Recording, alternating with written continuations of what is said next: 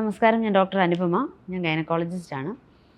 അപ്പം ഗർഭകാലത്തെക്കുറിച്ച് പറയുമ്പോൾ നമുക്കിപ്പം മൊത്തം ഒരു 10 മാസം കാലയളവാണ് ഉള്ളത്. അത് 3ആയിട്ടാണ് ഡോക്ടർമാർ തിരിച്ചതിന് ഓരോ കാലഘട്ടത്തിനും ഓരോ പ്രാധാന്യമാണ്.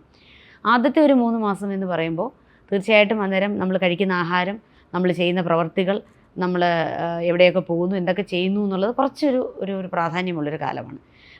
അമ്മ കഴിക്കുന്ന മരുന്നുകൾ ഒക്കെ തന്നെ. പ്രത്യേകിച്ച് ഒരു 8 തൊട്ട് 9 ആഴ്ച ഗർഭമാകുമ്പോൾ അമ്മ കഴിക്കുന്ന മരുന്നുകൾ, അമ്മയ്ക്കൊരു എക്സ്റേ എക്സ്പോഷറൊക്കെ ഉണ്ടായിക്കഴിഞ്ഞാൽ, ഡയറക്റ്റ് എക്സ്പോഷർ ഒക്കെ ഉണ്ടായിക്കഴിഞ്ഞാൽ അത് കുഞ്ഞിന് വൈകല്യങ്ങളൊക്കെ വരാൻ സാധ്യതയുണ്ട്.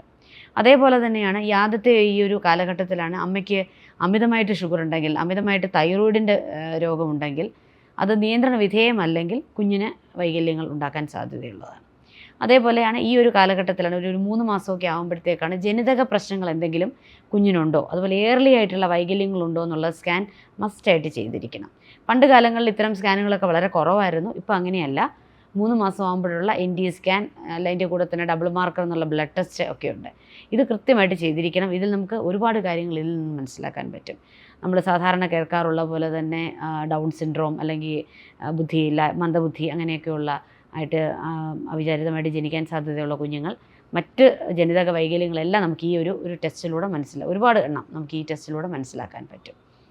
അതുപോലെ ഈ ഒരു ആദ്യ കാലഘട്ടങ്ങളിലാണ് യൂറിനറി ഇൻഫെക്ഷൻസ് ഒക്കെ വരാൻ സാധ്യത വളരെ കൂടുതലാണ്. ധാരാളം വെള്ളം കുടിക്കണം, 2 മണിക്കൂർ ഇടവിട്ട് യൂറിൻ പാസ് ചെയ്യണം ഗർഭിണികൾ ഈ കാലയളവിൽ.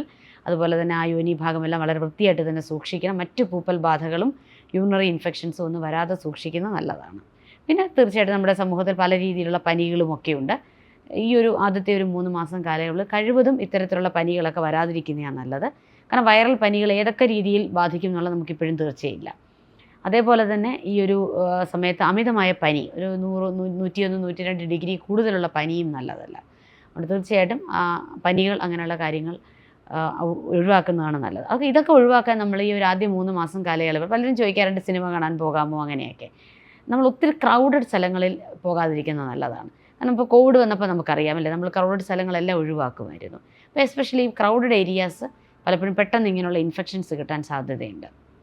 അതുപോലെ അമിതമായിട്ട് ഉള്ള ഒരുപാട് ബുദ്ധിമുട്ടുള്ള യാത്രകൾ, ഒരുപാട് ഡിഫിക്കൽട്ടായിട്ടുള്ള യാത്രകളും, ഒരുപാട് ബുദ്ധിമുട്ടുള്ള വഴികളിൽ കൂടെയുള്ള യാത്രകൾ, ദീർഘയാത്രകൾ ഒക്കെ കഴിവതും ഒരു ആദ്യത്തെ 3 മാസം ഒഴിവാക്കുന്നത് നല്ലതാണ്. കാരണം ആദ്യമായിട്ട് സ്ത്രീ ഗർഭിണിയാകുമ്പോൾ ഒരു അബോർഷൻ ടെൻഡൻസി വല്ലതും ഉണ്ടോ എന്നുള്ളത് നമുക്കറിയത്തില്ല.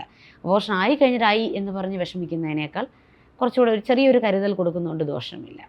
ഇതൊക്കെയാണ് ശരിക്കും പറഞ്ഞാൽ ആദ്യത്തെ ഒരു 3 മാസം കാലയളവ്. പിന്നെ കൃത്യമായിട്ട് ഡോക്ടറെ ആ ഒരു കാലയളവിൽ കണ്ട് ഗർഭം എവിടെയാണ്, എങ്ങനെയാണ്, അതിൻ്റെ വളർച്ച എങ്ങനെയാണ്, നല്ല ഗർഭമാണോ, ഏതൊക്കെ മരുന്നുകൾ ആ സമയത്ത് കഴിക്കണം, കഴിക്കേണ്ട എന്നുള്ളത് തീർച്ചയായിട്ടും ഒന്ന് ചോദിച്ച് മനസ്സിലാക്കുന്നത് വളരെയധികം നല്ലതാണ്. ഈ ഒരു സമയത്താണ് സാധാരണഗതിയിൽ ഹീമോഗ്ലോബിൻ വളർച്ചയുണ്ടോ എന്നുള്ള രക്തപരിശോധന, ഡയബറ്റീസിൻ്റെ ടെൻഡൻസി ഉണ്ടോ എന്നുള്ള രക്തപരിശോധന, തൈറോയിഡിൻ്റെ പ്രശ്നമുണ്ടോ എന്നുള്ള രക്തപരിശോധന, മറ്റെന്തെങ്കിലും അസുഖങ്ങളുണ്ടോ എന്നുള്ള രക്തപരിശോധനകൾ, അതുപോലെ പ്രഷർ നോക്കും ഗർഭിണിയുടെ. ഇതെല്ലാം ഈ ഒരു കാലയളവിൽ കൃത്യമായിട്ട് ഒന്ന് പരിശോധിക്കുന്നത് തീർച്ചയായിട്ടും നമുക്ക് ദൂരവ്യാപകമായ പ്രശ്നങ്ങളിൽ നിന്ന് ഒഴിവാകാൻ സഹായിക്കും.